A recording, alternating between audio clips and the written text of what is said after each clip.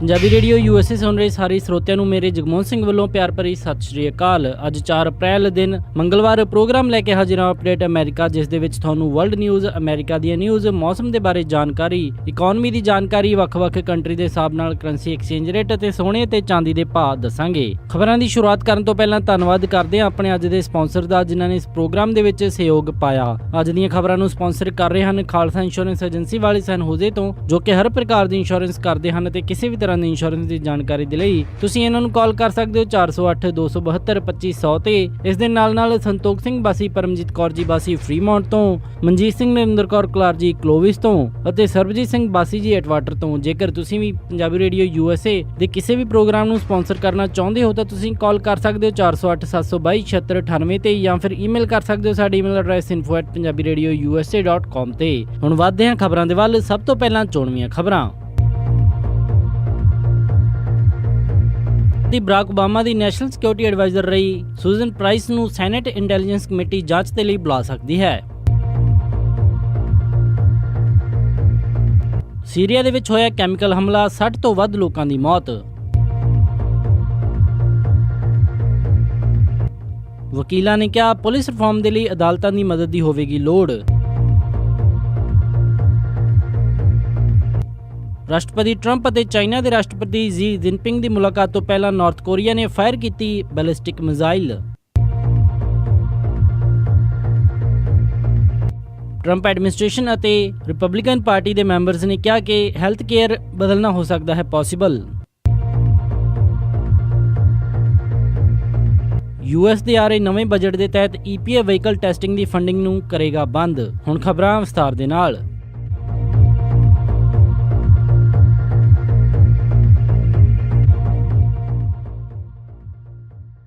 ਰਾਸ਼ਟਰਪਤੀ Barack Obama ਦੀ national security advisor ਰਹੀ ਸੂਜ਼ਨ ਰਾਈਸ ਨੂੰ ਸੈਨੇਟ ਇੰਟੈਲੀਜੈਂਸ ਕਮੇਟੀ ਦੇ ਚੇਅਰਮੈਨ ਨੇ ਕਿਹਾ ਹੈ ਕਿ ਉਹਨਾਂ ਨੂੰ ਜਾਂਚ ਦੇ ਲਈ ਸੱਦਿਆ ਜਾ ਸਕਦਾ ਹੈ। ਸੂਜ਼ਨ ਰਾਈਸ ਦੇ ਉੱਤੇ ਨਵੇਂ ਇਲਜ਼ਾਮ ਲੱਗੇ ਹਨ ਕਿ ਉਹਨਾਂ ਨੇ ਰਾਸ਼ਟਰਪਤੀ ਬਰਾਕ ਓਬਾਮਾ ਦੇ ਕਾਰਜਕਾਲ ਦੌਰਾਨ ਟਰੰਪ ਕੈਂਪੇਨ ਦੇ ਮੈਂਬਰਸ ਦੀ ਆਇਡੈਂਟੀਫਾਈ ਅਨਮਾਸਕ ਕਰਨ ਦੇ ਵਿੱਚ ਕੰਮ ਕੀਤਾ ਸੀ। ਰਿਪਬਲਿਕਨ ਪਾਰਟੀ ਦੇ ਸੈਨੇਟਰ ਲਿੰਡਸੇ ਓ ਗ੍ਰਾਮ ਨੇ ਕਿਹਾ ਕਿ ਸੂਜ਼ਨ ਰਾਈਸ ਨੂੰ ਟਰਸਟ ਨਹੀਂ ਕੀਤਾ ਜਾ ਸਕਦਾ ਤੇ ਉਸ ਦੇ ਉੱਤੇ ਜੋ ਵੀ ਇਲਜ਼ਾਮ ਲੱਗੇ ਹਨ ਉਹਨਾਂ ਨੂੰ ਵੈਰੀਫਾਈ ਕਰਨਾ ਪਵੇਗਾ। ਉਹਨਾਂ ਨੇ ਕਿਹਾ ਕਿ ਹਰੇਕ ਅਮਰੀਕਨ ਨੂੰ ਇਹ ਜਾਣਨ ਦਾ ਹੱਕ ਹੈ ਕਿ ਰਾਸ਼ਟਰਪਤੀ ਬਰਾਕ ਓਬਾਮਾ ਦੀ national security adviser Trump transition ਦੇ ਦੌਰਾਨ ਜੋ ਆਇਡੈਂਟੀਟੀਜ਼ ਨੂੰ ਅਨਮਾਸਕ ਕੀਤਾ ਗਿਆ ਸੀ ਉਸ ਦੇ ਵਿੱਚ ਉਹਨਾਂ ਦਾ ਕੋਈ ਹੱਥ ਸੀ ਜਾਂ ਫਿਰ ਨਹੀਂ। ਸੈਨੇਟਰ ਜੌਨ ਮਕੇਨ, ਜੋ ਕਿ ਰਾਸ਼ਟਰਪਤੀ ਟਰੰਪ ਦੇ ਖਿਲਾਫ ਅਜੇ ਤੱਕ ਰਹੇ ਨੇ, ਉਹਨਾਂ ਨੇ ਵੀ ਇਸ ਮਾਮਲੇ ਦੇ ਵਿੱਚ ਰਾਈਸ ਦੇ ਉੱਤੇ ਜਾਂਚ ਦੀ ਗੱਲਬਾਤ ਕਹੀ ਹੈ, ਪਰ ਉਹਨਾਂ ਨੇ ਇਹ ਵੀ ਕਿਹਾ ਕਿ ਸਾਨੂੰ ਕਿਸੇ ਵੀ ਤਰ੍ਹਾਂ ਦੇ ਕਨਕਲੂਜਨ ਤੇ ਪਹੁੰਚਣ ਤੋਂ ਪਹਿਲਾਂ ਇਸ ਗੱਲ ਦੀ ਪੂਰੀ ਤਹਿ ਤੱਕ ਜਾਣਾ ਚਾਹੀਦਾ ਹੈ। ਅਤੇ ਉਹਨਾਂ ਨੇ ਇੱਥੋਂ ਤੱਕ ਕਿਹਾ ਕਿ ਹੋ ਸਕਦਾ ਹੈ ਇਸ ਦੇ ਵਿੱਚ ਕੋਈ ਹੋਰ ਆਫੀਸ਼ੀਅਲਸ ਦਾ ਨਾਮ ਵੀ ਸਾਹਮਣੇ ਆ ਜਾਵੇ। ਪਰ ਇਸ ਪੂਰੇ ਮਾਮਲੇ ਦੇ ਵਿੱਚ ਰਾਸ਼ਟਰਪਤੀ ਬਰਾਕ ਓਬਾਮਾ ਦੀ ਸਾਬਕਾ national security adviser Susan Rice ਨੇ ਇਹਨਾਂ ਸਾਰੀਆਂ ਖਬਰਾਂ ਤੋਂ ਇਨਕਾਰ ਕੀਤਾ ਹੈ ਤੇ ਉਹਨਾਂ ਨੇ ਕਿਹਾ ਕਿ ਸਾਰੇ ਇਲਜ਼ਾਮ ਜੋ ਉਹਨਾਂ ਦੇ ਖਿਲਾਫ ਲੱਗ ਰਹੇ ਹਨ ਬਿਲਕੁਲ ਗਲਤ ਹਨ। ਉਹਨਾਂ ਨੇ ਕਿਹਾ ਕਿ ਹਾਊਸ ਇੰਟੈਲੀਜੈਂਸ ਕਮੇਟੀ ਅਤੇ ਸੈਨੇਟ ਇੰਟੈਲੀਜੈਂਸ ਕਮੇਟੀ ਲੋਕਾਂ ਦਾ ਧਿਆਨ ਵੰਡਾਉਣ ਦੇ ਲਈ ਇਸ ਮਾਮਲੇ ਨੂੰ ਇਸ ਪਾਸੇ ਲੈ ਕੇ ਜਾ ਰਹੇ ਹਨ ਤੇ ਉਹਨੂੰ ਟਰੰਪ ਐਡਮਿਨਿਸਟ੍ਰੇਸ਼ਨ ਦਾ ਰਸ਼ੀਆ ਦੇ ਨਾਲ ਕੀ ਸੰਬੰਧ ਰਹੇ ਇਸ ਮਾਮਲੇ ਦੇ ਉੱਤੇ ਜਾਂਚ ਕਰਨੀ ਚਾਹੀਦੀ ਹੈ। ਹਾਊਸ ਇੰਟੈਲੀਜੈਂਸ ਕਮੇਟੀ ਦੇ ਚੇਅਰਮੈਨ ਡੇਵਿਨ ਨਨਜ਼ ਨੇ ਇਸ ਦੇ ਉੱਤੇ ਹਜੇ ਤੱਕ ਕੋਈ ਵੀ ਕਮੈਂਟ ਨਹੀਂ ਕੀਤਾ ਹੈ, ਪਰ ਐਕਸਪਰਟਸ ਦੱਸਦੇ ਹਨ ਕਿ ਉਹਨਾਂ ਦੀ ਵਾਈਟ ਹਾਊਸ ਦੇ ਵਿੱਚ ਹੋਈ ਮੁਲਾਕਾਤ ਜੋ ਕਿ ਉਹ ਰਾਸ਼ਟਰਪਤੀ ਟਰੰਪ ਦੇ ਨਾਲ ਕਰਕੇ ਆਏ ਸੀ, ਉਸ ਤੋਂ ਬਾਅਦ ਹੀ ਇਹ ਖਬਰ ਸਾਹਮਣੇ ਆਈ ਹੈ। ਸੀਰੀਆ ਦੇ ਵਿੱਚ ਹੋਏ ਕੈਮੀਕਲ ਹਮਲੇ ਦੇ ਵਿੱਚ 60 ਤੋਂ ਵੱਧ ਲੋਕਾਂ ਦੀ ਮੌਤ ਹੋ ਗਈ। 에ਅਰ ਸਟ੍ਰਾਈਕਸ ਦੇ ਵਿੱਚ ਇੱਕ ਕੈਮੀਕਲ ਹਮਲਾ ਕੀਤਾ ਗਿਆ ਜਿਸ ਦੇ ਵਿੱਚ 60 ਤੋਂ ਵੱਧ ਲੋਕਾਂ ਦੀ ਮੌਤ ਹੋਈ ਹੈ ਤੇ ਇਸ ਦੇ ਵਿੱਚ 11 ਬੱਚੇ ਵੀ ਸ਼ਾਮਿਲ ਹਨ। ਰਾਸ਼ਟਰਪਤੀ ਡੋਨਲਡ ਟਰੰਪ ਨੇ ਇਸ ਮਾਮਲੇ ਦੇ ਉੱਤੇ ਵੱਖਰਾ ਬਿਆਨ ਦਿੰਦੇ ਹੋਏ ਕਿਹਾ ਕਿ ਇਸ ਪੂਰੇ ਹਮਲੇ ਦੇ ਜ਼ਿੰਮੇਵਾਰ ਰਾਸ਼ਟਰਪਤੀ ਬਰਾਕ ਓਬਾਮਾ ਹਨ, ਕਿਉਂਕਿ ਉਹਨਾਂ ਦੀਆਂ ਕਮਜ਼ੋਰੀਆਂ ਸਦਕਾ ਹੀ ਸੀਰੀਆ ਗਵਰਨਮੈਂਟ ਅਤੇ ਸੀਰੀਆ ਦੇ ਹਾਲਾਤ ਇਹੋ ਜਿਹੇ ਹੋਏ ਹਨ। ਉਹਨਾਂ ਨੇ ਕਿਹਾ ਕਿ ਰਾਸ਼ਟਰਪਤੀ ਬਰਾਕ ਓਬਾਮਾ ਨੇ ਸਮੇਂ ਰਹਿੰਦੇ ਸਹੀ ਸਹੀ ਕਦਮ ਨਹੀਂ ਚੱਕੇ, ਜਿਸ ਦੇ ਕਰਕੇ ਸੀਰੀਆ ਦੇ ਵਿੱਚ ਇਹ ਹਾਲਾਤ ਪੈਦਾ ਹੋਏ। ਵਾਈਟ ਹਾਊਸ ਨੇ ਜਾਰੀ ਕੀਤੀ ਇੱਕ ਸਟੇਟਮੈਂਟ ਦੇ ਵਿੱਚ ਕਿਹਾ ਕਿ ਅਸਦ ਦੇ ਅਗੇਂਸਟ ਕੋਈ ਵੀ ਐਕਸ਼ਨ US ਦੀ ਪ੍ਰਾਇੋਰਟੀ ਨਹੀਂ ਹੈ, ਪਰ ਉਹਨਾਂ ਨੇ ਸੀਰੀਆ ਦੇ ਵਿੱਚ ਹੋਏ ਇਸ ਤਰ੍ਹਾਂ ਦੇ ਇਸ ਅਟੈਕ ਨੂੰ ਕਦੇ ਵੀ ਨਾ ਸਵੀਕਾਰ ਜਾਣ ਵਾਲਾ ਕਿਹਾ ਅਤੇ ਇਸ ਮਾਮਲੇ ਦੇ ਵਿੱਚ ਟਰੰਪ ਨੇ ਕਿਹਾ ਹੈ ਕਿ ਇਹ ਸੱਭਿਅਕ ਸੰਸਾਰ ਦੇ ਵਿੱਚ ਕੋਈ ਵੀ ਸਹੀ ਗੱਲ ਨਹੀਂ ਹੈ ਕਿ ਕੈਮੀਕਲ ਬੰਬ ਦੇ ਨਾਲ ਇਸ ਤਰ੍ਹਾਂ ਸਿਵਲੀਅਨ ਲੋਕਾਂ ਦੇ ਉੱਤੇ ਹਮਲਾ ਕੀਤਾ ਜਾਵੇ। ਇਸ ਮਾਮਲੇ ਨੂੰ ਲੈ ਕੇ ਯੂਨਾਈਟਿਡ ਨੇਸ਼ਨ ਦੇ ਵਿੱਚ US ਦੇ ਐਂਬੈਸਡਰ ਨਿੱਕੀ ਹੇਲੀ ਨੇ ਐਮਰਜੈਂਸੀ ਮੀਟਿੰਗ ਸੱਦੀ ਹੈ, ਜਿਸ ਦੇ ਵਿੱਚ ਸਿਕਿਉਰਿਟੀ ਕਾਉਂਸਲ ਦੇ ਮੈਂਬਰਸ ਨੂੰ ਸੱਦਿਆ ਗਿਆ ਹੈ। ਸੀਰੀਆ ਦੇ ਵਿੱਚ ਹਿਊਮਨ ਰਾਈਟਸ ਦੇ ਗਰੁੱਪ ਅਤੇ ਬ੍ਰਿਟੇਨ ਦੇ ਕਈ ਗਰੁੱਪਸ ਜੋ ਇਸ ਪੂਰੇ ਮਾਮਲੇ ਦੀ ਮੋਨੀਟਰਿੰਗ ਕਰ ਰਹੇ ਹਨ, ਉਹਨਾਂ ਨੇ ਡਾਕਟਰਸ ਦੀ ਟੀਮ ਨੂੰ ਤੁਰੰਤ ਉੱਥੇ ਭੇਜ ਦਿੱਤਾ ਹੈ। ਪਰ ਡਾਕਟਰਸ ਦਾ ਕਹਿਣਾ ਹੈ ਕਿ ਇਸ ਕੈਮੀਕਲ ਹਮਲੇ ਦੇ ਵਿੱਚ ਪ੍ਰਯੋਗ ਕੀਤੇ ਗਏ ਕਲੋਰੀਨ ਦੇ ਕਰਕੇ ਹੋਣ ਵਾਲੀਆਂ ਮੌਤਾਂ ਦੀ ਸੰਖਿਆ ਹੋਰ ਵੀ ਵੱਧ ਸਕਦੀ ਹੈ ਤੇ ਇਸ ਦਾ ਅਸਰ ਕਈ ਦੇਰ ਤੱਕ ਰਹੇਗਾ। ਸੀਰੀਆ ਦੀ ਫੋਰਨ ਮਿਨਿਸਟਰੀ ਨੇ ਇਸ ਹਮਲੇ ਦੇ ਵਿੱਚ ਕਿਸੇ ਵੀ ਤਰ੍ਹਾਂ ਦੀ ਇਨਵੋਲਵਮੈਂਟ ਤੋਂ ਇਨਕਾਰ ਕੀਤਾ ਹੈ ਤੇ ਉਹਨਾਂ ਨੇ ਕਿਹਾ ਕਿ ਸੀਰੀਆ ਦੀ ਸਰਕਾਰ ਦਾ ਇਸ ਕੈਮੀਕਲ ਹਮਲੇ ਦੇ ਵਿੱਚ ਕਿਸੇ ਪ੍ਰਕਾਰ ਦਾ ਕੋਈ ਵੀ ਹੱਥ ਨਹੀਂ ਹੈ। ਰਾਸ਼ਟਰਪਤੀ ਟਰੰਪ ਅਤੇ ਡਿਪਾਰਟਮੈਂਟ ਆਫ ਜਸਟਿਸ ਦੁਆਰਾ ਲਗਾਤਾਰ ਕੀਤੇ ਜਾ ਰਹੇ ਪ੍ਰਯਾਸ, ਜਿਸ ਦੇ ਵਿੱਚ ਦੇਸ਼ ਭਰ ਦੇ ਵਿੱਚ ਪੁਲਿਸ ਰਿਫਾਰਮ ਲੈ ਕੇ ਆਉਣ ਦੀ ਗੱਲਬਾਤ ਕਹੀ ਜਾ ਰਹੀ ਹੈ। ਇਸ ਮਾਮਲੇ ਦੇ ਵਿੱਚ ਵਕੀਲਾਂ ਦੇ ਇੱਕ ਗਰੁੱਪ ਦਾ ਕਹਿਣਾ ਹੈ ਕਿ ਇਹ ਸਭ ਉਦੋਂ ਤੱਕ ਮੁਮਕਿਨ ਨਹੀਂ ਹੋ ਸਕਦਾ ਜਦੋਂ ਤੱਕ ਅਦਾਲਤਾਂ ਇਸ ਪੂਰੇ ਮਾਮਲੇ ਦੇ ਵਿੱਚ ਸਾਥ ਨਾ ਦੇਣ।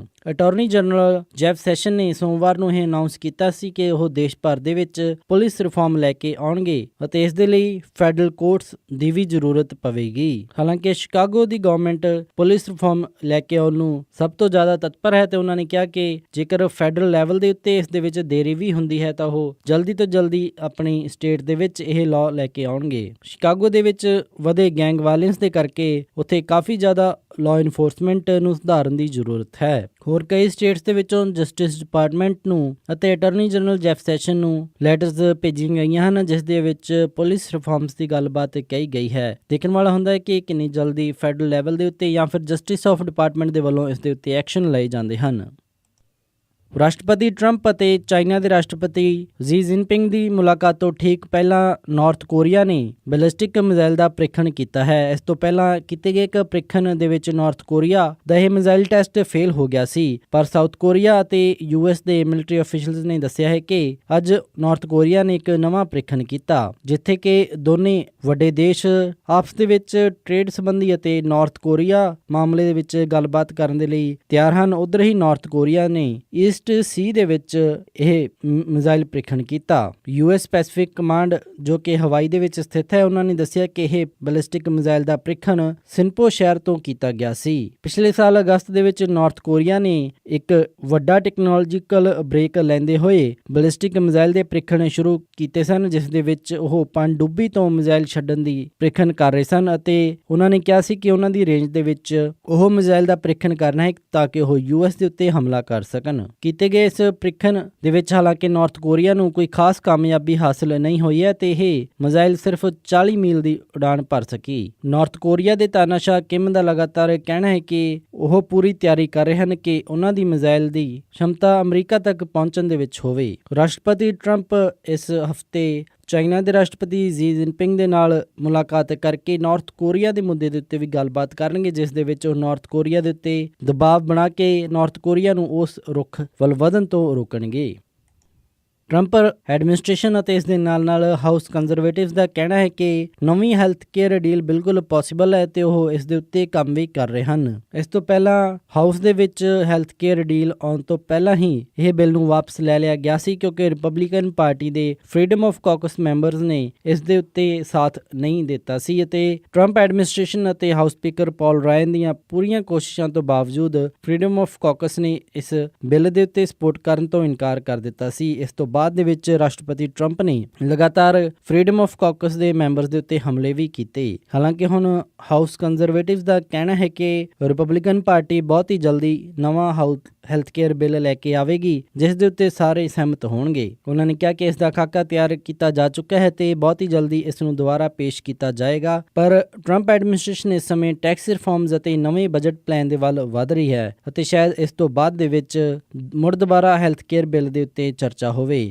ਹਾਲਾਂਕਿ ਰਾਸ਼ਟਰਪਤੀ ਟਰੰਪ ਨੇ ਇਹ ਸਾਫ਼ ਕਰ ਦਿੱਤਾ ਹੈ ਕਿ ਜਿਹੜੇ ਮੈਂਬਰਜ਼ ਸਰਕਾਰ ਦੀ ਨੀਤੀਆਂ ਦੇ ਵਿਰੁੱਧ ਚੱਲਣਗੇ ਤਾਂ ਉਹਨਾਂ ਨੂੰ ਨੁਕਸਾਨ ਝੱਲਣਾ ਪੈ ਸਕਦਾ ਹੈ। ਉਹਨਾਂ ਨੇ ਇਹ ਬਿਆਨ ਫਰੀडम ਆਫ ਕਾਕਸ ਮੈਂਬਰਜ਼ ਨੂੰ ਧਿਆਨ ਦੇ ਵਿੱਚ ਰੱਖ ਕੇ ਦਿੱਤਾ ਸੀ। ਰਾਸ਼ਟਰਪਤੀ ਡੋਨਲਡ ਟਰੰਪ ਜੋ ਕਿ ਲਗਾਤਾਰ ਕਲਾਈਮੇਟ ਚੇਂਜ ਪਾਲਿਸੀਜ਼ ਦੇ ਵਿੱਚ ਬਦਲਾਵ ਕਰਦੇ ਆ ਰਹੇ ਹਨ ਅਤੇ ਉਹ ਗਲੋਬਲ ਵਾਰਮਿੰਗ ਨੂੰ ਵੀ ਇੱਕ ਹੋਕਸ ਕਰਾਰ ਕਰ ਚੁੱਕੇ ਹਨ। ਅੱਜ ਆਈ ਖਬਰ ਦੇ ਮੁਤਾਬਿਕ ਨਵੇਂ ਆ ਰਹੇ ਬਜਟ ਪਲਾਨ ਦੇ ਤਹਿਤ ਅਮਰੀਕਾ ਦੇ ਵਿੱਚ ਹੁਣ EPA ਦੁਆਰਾ ਕੀਤੀ ਜਾਂਦੀ ਵਹੀਕਲ ਟੈਸਟਿੰਗ ਦੀ ਫੰਡਿੰਗ ਬੰਦ ਕੀਤੀ ਜਾ ਸਕਦੀ ਹੈ। Trump administration environmental protection agency ਦੀ ਉਹ ਫੰਡਿੰਗ ਬੰਦ ਕਰ ਸਕਦੀ ਹੈ ਜਿਸ ਦੇ ਤਹਿਤ ਉਹ ਕੰਪਨੀ ਦੀ ਫਿਊਲ ਇਕਨੋਮੀ ਵਹੀਕਲ ਮਿਸ਼ਨ ਦੀ ਟੈਸਟਿੰਗ ਕਰਦੀ ਹੈ ਤੇ ਇਸ ਤੋਂ ਬਾਅਦ ਹੀ ਉਸ ਵਹੀਕਲ ਦੀ ਲਾਂਚ ਅਤੇ ਉਸ ਨੂੰ ਰੇਟਿੰਗ ਦਿੱਤੀ ਜਾਂਦੀ ਹੈ। ਇਸ ਫੰਡਿੰਗ ਬੰਦ ਹੋਣ ਦੇ ਨਾਲ EPA ਡਿਪਾਰਟਮੈਂਟ ਦੇ ਵਿੱਚ ਲਗਭਗ ਅੱਧਾ ਸਟਾਫ ਦੀ ਨੌਕਰੀ ਵੀ ਜਾ ਸਕਦੀ ਹੈ ਜੋ ਕਿ ਇਸ ਪੂਰੇ ਮਾਮਲੇ ਦੇ ਵਿੱਚ ਕੰਮ ਕਰਦੇ ਸਨ ਅਤੇ ਉਹਨਾਂ ਸਾਰੇ ਵਹੀਕਲਸ ਨੂੰ ਸਟਿੱਕਰਸ ਅਤੇ ਰੇਟਿੰਗ ਪ੍ਰੋਵਾਈਡ ਕੀਤੀ ਜਾਂਦੀ ਸੀ ਜੋ ਕਿ ਇਹਨਾਂ ਦੇ ਉੱਤੇ ਖਰਾ ਉਤਰਦੇ ਸਨ। ਇਸ ਤੋਂ ਪਹਿਲਾਂ EPA ਦੇ ਇਸੇ ਹੀ ਵਹੀਕਲ ਮਿਸ਼ਨ ਟੈਸਟ ਦੇ ਫੇਲ ਹੋਣ ਦੇ ਕਰਕੇ ਫੋਕਸਵਾਗਨ ਨੂੰ ਭਾਰੀ ਜੁਰਮਾਨੇ ਦਾ ਸਾਹਮਣਾ ਕਰਨਾ ਪਿਆ ਸੀ ਕਿਉਂਕਿ ਉਹਨਾਂ ਨੇ EPA ਦੀ ਇਹ ਵਹੀਕਲ ਟੈਸਟਿੰਗ ਨੂੰ ਵਾਇਲੇਟ ਕਰਦੇ ਹੋਏ ਆਪਣੇ ਵਹੀਕਲ ਬਾਜ਼ਾਰ ਦੇ ਵਿੱਚ ਉਤਾਰੇ ਸਨ। ਦੱਸਿਆ ਜਾਂਦਾ ਹੈ ਕਿ ਟਰੰਪ ਐਡਮਿਨਿਸਟ੍ਰੇਸ਼ਨ $48 ਮਿਲੀਅਨ ਦੀ ਇਹ ਫੈਡਰਲ ਫੰਡਿੰਗ EPA ਦੀ ਕੱਟ ਕਰ ਸਕਦੀ ਹੈ। ਇਸ ਦੇ ਨਾਲ EPA ਦੀ ਤਕਰੀਬਨ 170 ਜੌਬਸ ਜਾਂਦੀਆਂ ਰਹਿਣਗੀਆਂ। ਇਹ ਸਨ ਅੱਜ ਦੀਆਂ ਕੁਝ ਖਾਸ ਖਬਰਾਂ। ਹੁਣ ਵੱਧਦੇ ਹਾਂ ਮੌਸਮ ਦੀ ਜਾਣਕਾਰੀ ਦੇ ਵੱਲ। ਬੁੱਧਵਾਰ ਨੂੰ ਸੈਨ ਹੋਜ਼ੇ ਦੇ ਵਿੱਚ ਹਾਈ ਟੈਂਪਰੇਚਰ ਰਿਹਾ 77 ਡਿਗਰੀ ਅਤੇ ਰਾਤ ਨੂੰ ਲੋ ਟੈਂਪਰੇਚਰ 52 ਡਿਗਰੀ। ਸੈਨ ਫਰਾਂਸਿਸਕੋ ਦੇ ਵਿੱਚ 66 ਡਿਗਰੀ ਹਾਈ ਅਤੇ ਰਾਤ ਨੂੰ 53 ਡਿਗਰੀ ਲੋ। ਸੈਕਰਾਮੈਂਟੋ ਦੇ ਵਿੱਚ 76 ਡਿਗਰੀ ਹਾਈ ਅਤੇ ਰਾਤ ਨੂੰ 52 ਡਿਗਰੀ ਲੋ। ਯੂਬਾ ਸਿਟੀ ਦੇ ਵਿੱਚ 74 ਡਿਗਰੀ ਹਾਈ ਅਤੇ ਰਾਤ ਨੂੰ 53 ਡਿਗਰੀ ਲੋ। ਸਟਾਕਟਨ ਦੇ ਵਿੱਚ 80 ਡਿਗਰੀ ਹਾਈ ਅਤੇ ਰਾਤ ਨੂੰ 52 ਡਿਗਰੀ ਲੋ। ਟ੍ਰੇਸੀ ਦੇ ਵਿੱਚ 79 ਡਿਗਰੀ ਹਾਈ ਅਤੇ ਰਾਤ ਨੂੰ 52 ਡਿਗਰੀ ਲੋ। ਮੋਡੈਸਟੋ ਦੇ ਵਿੱਚ 82 ਡਿਗਰੀ ਹਾਈ ਅਤੇ ਰਾਤ ਨੂੰ 55 ਡਿਗਰੀ ਲੋ। ਫਰੈਜ਼ਨੋ ਦੇ ਵਿੱਚ 84 ਡਿਗਰੀ ਹਾਈ ਅਤੇ ਰਾਤ ਨੂੰ 55 ਡਿਗਰੀ ਲੋ। ਬੇਕਰਸਫੀਲਡ ਦੇ ਵਿੱਚ 99 ਡਿਗਰੀ ਹਾਈ ਅਤੇ ਰਾਤ ਨੂੰ 60 ਡਿਗਰੀ ਲੋ। ਲਾਸ ਐਂਜਲਸ ਦੇ ਵਿੱਚ 82 ਡਿਗਰੀ ਹਾਈ ਅਤੇ ਰਾਤ ਨੂੰ 57 ਡਿਗਰੀ ਲੋ। ਟਰਕੀ ਦੇ ਵਿੱਚ 57 ਡਿਗਰੀ ਹਾਈ ਅਤੇ ਰਾਤ ਨੂੰ 36 ਡਿਗਰੀ ਲੋ। ਸਾਊਥ ਲੇਕ ਟਾਹੋ ਦੇ ਵਿੱਚ 58 ਡਿਗਰੀ ਹਾਈ ਅਤੇ ਰਾਤ ਨੂੰ 38 ਡਿਗਰੀ ਲੋ। ਪੋਰਟਲੈਂਡ ਓਰੇਗਨ ਦੇ ਵਿੱਚ 56 ਡਿਗਰੀ ਹਾਈ ਅਤੇ ਰਾਤ ਨੂੰ 48 ਡਿਗਰੀ ਲੋ। ਸਿਐਟਲ ਦੇ ਵਿੱਚ 53 ਡਿਗਰੀ ਹਾਈ ਅਤੇ ਰਾਤ ਨੂੰ 46 ਡਿਗਰੀ ਲੋ। ਫਲੈਗਸਟਾਫ ਐਰੀਜ਼ੋਨਾ ਦੇ ਵਿੱਚ 58 ਡਿਗਰੀ ਹਾਈ ਅਤੇ ਰਾਤ ਨੂੰ 28 ਡਿਗਰੀ ਲੋ। ਸਾਲਟ ਲੇਕ ਸਿਟੀ ਯੂਟਾ ਦੇ ਵਿੱਚ 60 ਡਿਗਰੀ ਹਾਈ ਅਤੇ ਰਾਤ ਨੂੰ 43 ਡਿਗਰੀ ਲੋ। ਸ਼ਿਕਾਗੋ ਦੇ ਵਿੱਚ 41 ਡਿਗਰੀ ਹਾਈ ਅਤੇ ਰਾਤ ਨੂੰ 35 ਡਿਗਰੀ ਲੋ। ਇੱਥੇ ਦਿਨ ਦੇ ਸਮੇਂ ਮੀਂਹ ਪਵੇਗਾ। ਨਿਊਯਾਰਕ ਦੇ ਵਿੱਚ 64 ਡਿਗਰੀ ਹਾਈ ਅਤੇ ਰਾਤ ਨੂੰ 45 ਡਿਗਰੀ ਲੋ। ਟੋਰਾਂਟੋ ਕੈਨੇਡਾ ਦੇ ਵਿੱਚ 8 ਡਿਗਰੀ ਸੈਲਸੀਅਸ ਹਾਈ ਅਤੇ ਰਾਤ ਨੂੰ 4 ਡਿਗਰੀ ਸੈਲਸੀਅਸ ਲੋ। ਵਿਨੀਪੈਗ ਦੇ ਵਿੱਚ 6 ਡਿਗਰੀ ਸੈਲਸੀਅਸ ਹਾਈ ਅਤੇ ਰਾਤ ਨੂੰ -4 ਡਿਗਰੀ ਸੈਲਸੀਅਸ ਲੋ। ਕੈਲਗਰੀ ਦੇ ਵਿੱਚ 13 ਡਿਗਰੀ ਸੈਲਸੀਅਸ ਹਾਈ ਅਤੇ ਰਾਤ ਨੂੰ 1 ਡਿਗਰੀ ਸੈਲਸੀਅਸ ਲੋ।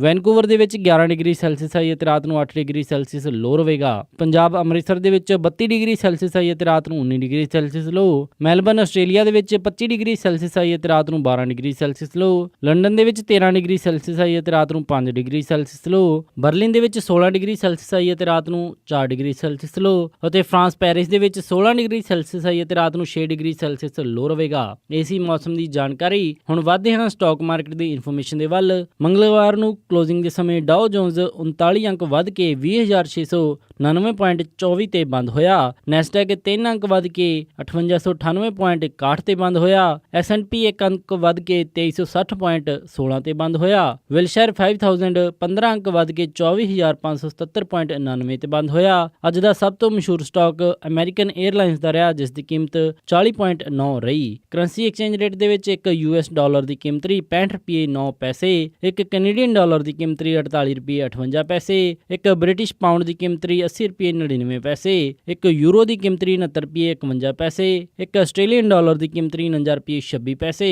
ਇੱਕ ਨਿਊਜ਼ੀਲੈਂਡ ਡਾਲਰ ਦੀ ਕੀਮਤ ਰਹੀ 45 ਰੁਪਏ 42 ਪੈਸੇ, ਇੱਕ ਸਿੰਗਾਪੁਰ ਡਾਲਰ ਦੀ ਕੀਮਤ ਰਹੀ 46 ਰੁਪਏ 53 ਪੈਸੇ, ਇੱਕ ਬਹਿਰੀਨੀ ਦਿਨਾਰ ਦੀ ਕੀਮਤ ਰਹੀ 172 ਰੁਪਏ 64 ਪੈਸੇ, ਇੱਕ ਕੁਵੈਤੀ ਦਿਨਾਰ ਦੀ ਕੀਮਤ ਰਹੀ 213 ਰੁਪਏ 62 ਪੈਸੇ। ਸੋਨੇ ਦਾ ਰੇਟ $1256.06 ਪਰ ਆਉਂਸ ਰਿਹਾ ਤੇ ਚਾਂਦੀ $18.28 ਪਰ ਆਉਂਸ ਰਹੀ। ਇਸੇ ਦੇ ਨਾਲ ਅੱਜ ਦਾ ਇਹ ਖਬਰਾਂ ਦਾ ਬੁਲੇਟਿਨ ਇੱਥੇ ਹੀ ਸਮਾਪਤ ਕਰਦੇ ਹਾਂ। ਇਜਾਜ਼ਤ ਦਿਓ। ਉਮੀਦ ਹੈ ਕਿ ਤੁਹਾਨੂੰ ਅੱਜ ਦਾ ਇਹ ਪ੍ਰੋਗਰਾਮ ਪਸੰਦ ਆਇਆ ਹੋਵੇਗਾ। ਕਿਸੇ ਵੀ ਤਰ੍ਹਾਂ ਦੇ ਫੀਡਬੈਕ ਦੇ ਲਈ ਤੁਸੀਂ ਸਾਨੂੰ ਕਾਲ ਕਰ ਸਕਦੇ ਹੋ 408 272 5200 ਤੇ ਜਾਂ ਫਿਰ ਈਮੇਲ ਕਰ ਸਕਦੇ ਹੋ ਸਾਡੇ ਈਮੇਲ ਐਡਰੈਸ info@punjabiradiousa.com ਤੇ। ਇੱਕ ਵਾਰੀ ਫਿਰ ਸਾਰੇ ਸਪਾਂਸਰਸ ਦਾ ਬਹੁਤ-ਬਹੁਤ ਧੰਨਵਾਦ। ਮਿਲਦੇ ਹਾਂ ਅਪਡੇਟ ਅਮਰੀਕਾ ਦੇ ਅਗਲੇ ਅੰਕ ਵਿੱਚ। ਤਦ ਤੱਕ ਲਈ ਸਾਰਿਆਂ ਨੂੰ ਪਿਆਰ ਅਤੇ ਸਤਿਕਾਰ ਭਰੀ ਸਤਿ ਸ਼੍ਰੀ ਅਕਾਲ। ਸੁਣਦੇ ਰਹੋ ਪੰਜਾਬੀ ਰੇਡੀਓ USA।